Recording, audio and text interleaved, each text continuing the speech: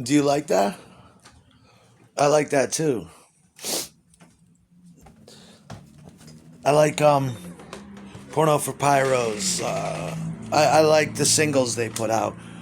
For the hits that were on the albums, it was worth back when you bought albums, back when there were singles.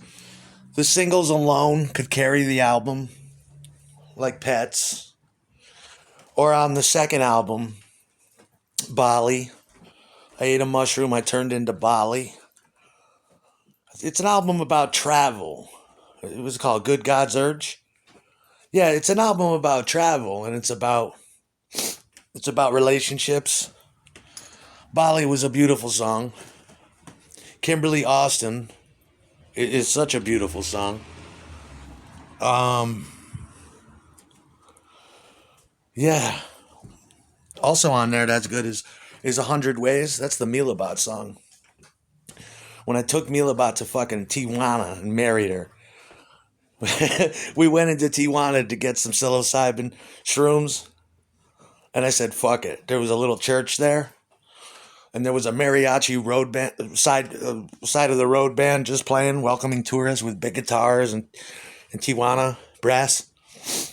And I'm like, holy shit! We came out of the church, and white birds of peace, and Milabot was screaming, and it sounded like the birds in the background of that song, at least in my mind. But it also reminds me of the millennia and my friends coming over, being like, I went down to Media Play. Remember Media Play? That was our hangout. Yeah, what was down there? That new Misfits single coming? A Teenager from Mars they've been talking about for 35, 40 years? Nah. What'd you get? I got Perry Farrell's new record. It's pretty good. Put it on. I'll put it on later. Let's smoke up and drink some beers. As the night wears on. All right, I want you to hear this now. Check it out. These are the cuts. RP comes over, starts playing the song, and it becomes permanently stamped in your brain. I'm smoking out of a big purple bong with Ted, Renee, RP, Andrew, and sitting up on 4th Street, blazing bongs, listening to it makes me think of Andrew, RP, and Nay and Ted, and sometimes Alex, blazing bongs up there. It's a great record, man. That's the Milabot song. No, what are you talking about? No, welfare hoes are usually they're skinny. Sometimes they're chubby, but they got big titty and fat ass. It doesn't matter. But usually I think of an anorexic bitch. A bitch that binges and purges, hiding mason jars full of puke underneath the bed. What is this, bitch? I'm sorry, darling. This is disgusting. You've got a serious mental problem. I'm sorry. Why couldn't you throw these out? Because I was sleeping. Babe, you don't see me pissing in fucking Mountain Dew bottles, do you? No. You're not going to do this anymore, right? It wilts my dick. Don't do that. I'm sorry. At least go into the bathroom quietly and purge. I'm sorry. Oh, baby, don't cry. You look beautiful. You don't need to do that. You got body dysmorphia. There's something wrong with you. And you're wasting all this food. That shit's meant to help you grow. And you're pregnant again. We need the fucking baby to be normal. Not premature and fucked up with issues. You're already smoking dope. Taking weird substances. I'm sorry. Okay. I'm not cleaning this up, though. I'll do it. I'm sorry. And I want you to wash these jars. Throw the jars out. You know what I mean? It's not pretty all the time. That's the shit that young girls do. Did you ever have one of those? And you'll catch her, too. Sometimes you catch her in there. What are you doing in there, bitch? Spit running from her fucking lip. You open the door. There's a whole bowl full of food. You go into the kitchen, bitch ate a box of cookies. Ate the whole fucking house. She's in there purging. You're like, you bitch. At least digest that. Put some meat on that ass. Turn it into Karen Carpenter. Don't call me that. You're like, well, you need to. I want fatty ass. I want swinging tails up in here. Fatty ass, thick thighs, poochy pooch, gutty gut. I'm sorry. You know? Don't you love going through, when you're with a girl so long, you see her through all phases of life. She's a fatty hoe for 3 years, a fat hoe. And then she's like getting issues where she's legitimately fucking fat now. You stay with her, it kind of repulses you, but you stay with her, and then at the end of the 5th year, something goes on with her body, and she gets slim again, and the titties start going upward, and they're poised, big titties, and you're like, holy shit, you're getting hot again. Ugh. And then she goes through a phase, these different phases where she's got ass. Like, I went through phases like that. You got to be with a girl for like 20 years to see all those changes. Remember when you were a real skinny, sickly bitch? Now you're a fatty bitch. Oh, I love you. Girl for all seasons, that's right. I like that record too, though. Tahitian Moon was good off there.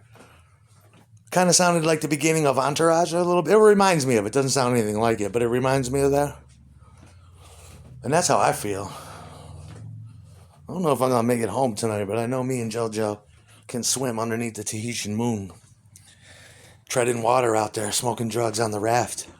Hi, baby. Happy vacation. Little kicking, treading water, bitch. You don't know how to swim, bitch? I'm a fucking city girl. I know how to tread water. She doesn't know how to swim. She doesn't know how to do the arm over the head thing. Hot bitch, though. Fuck her in the ocean all the time. Feels great. Saltwater pussy. Spraying loads into her. Oh, oh, oh. Right in the ocean. Ah, fuck her. My little jellyfish. Oh, ah. Oh, shit. You know what I mean? That's what the younger people should do, too. The middle-aged people that never... Well, you can't anymore. I mean, that's what they used LSD for and psilocybin.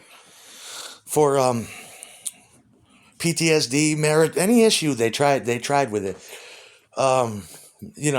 Things for your marriage issues as a form of relaxation. Back in the 50s and 60s, they were doing it. They first started going into Mexico to get mescaline, or peyote cactus, rather. And then they came up with acid. I think all of us need to get back into acid. They need to start producing it so we can get in touch with our childhood again. Or if you never did acid, hold on to your fucking hat and explain to the people we're about to go on to a long trip together.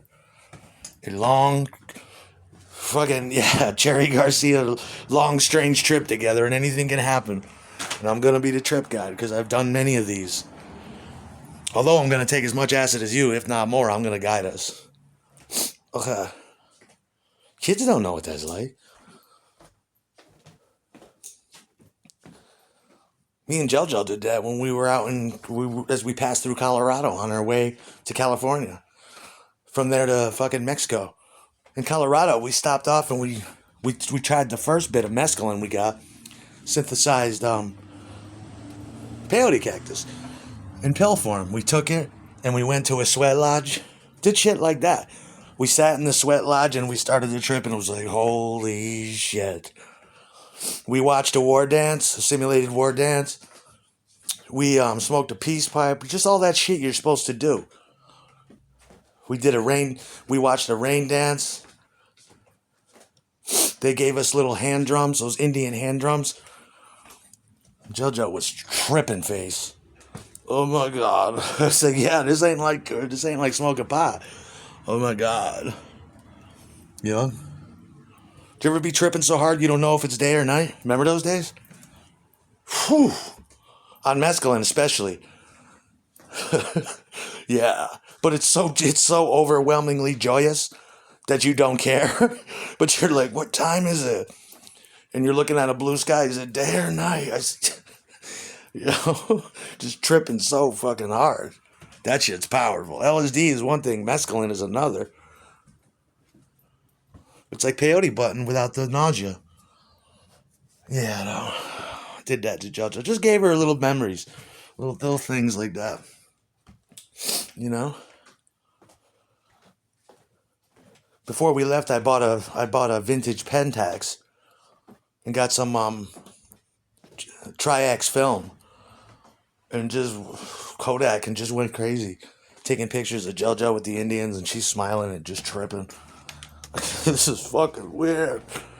Yeah, it does something spiritual to you. It changes you. She came back a wispy hippie chick, grew her hair even longer, changed her whole dialect. Hell yeah. Fuck her like a rag doll throughout the Midwest, right into California, right into fucking Mexico. Banging JoJo ass. Hell yeah.